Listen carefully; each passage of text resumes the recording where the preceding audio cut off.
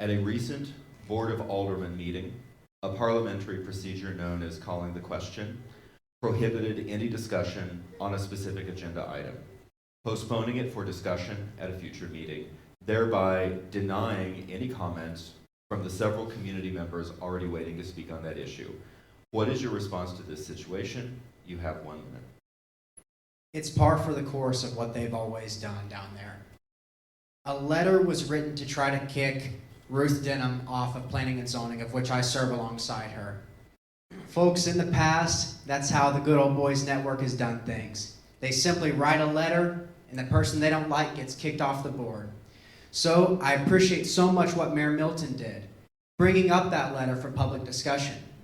And quite frankly, it was on the agenda to be discussed. People came there. Folks, they can't. Some folks aren't like me and can come to every single Board of Alderman meeting in the past 6 years. Sometimes they just have to pick out their moments that they can come.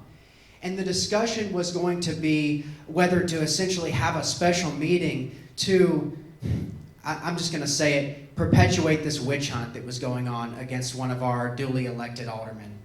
And they just wanted to discuss it at that moment.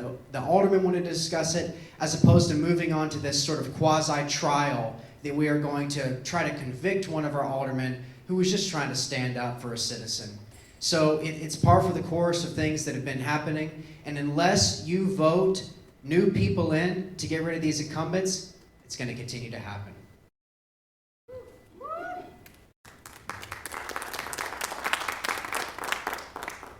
Candidate Rodriguez. Just like Marshall said, I mean, he nailed it. It is a witch hunt. The people were there to speak. Ruth wanted to speak. Clay was all for it. The mayor was all for it. The only people that were against it were the 4 aldermen that did not want the truth to come out. They did not want to hear from the people.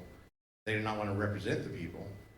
And if you guys want change, if you want to see this mayor who you voted in, and Clay and Ruth who you voted in, make these changes that they promised, you have to untie their hands and you have to vote out these 3 incumbents that are they just vote against the mayor just because they don't like him. If you want to see change, you got to get out there and vote, and we're your candidates.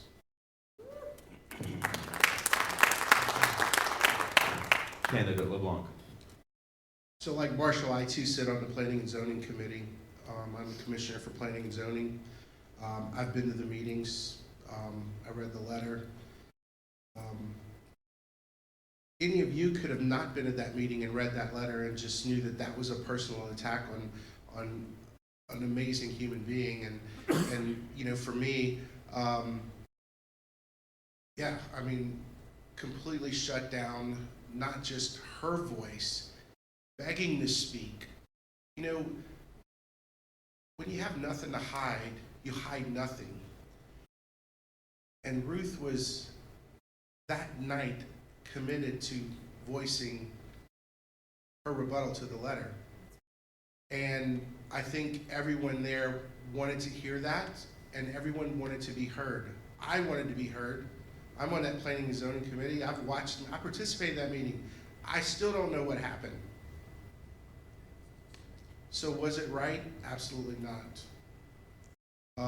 But as these guys mentioned, if you want more of that, those are your guys.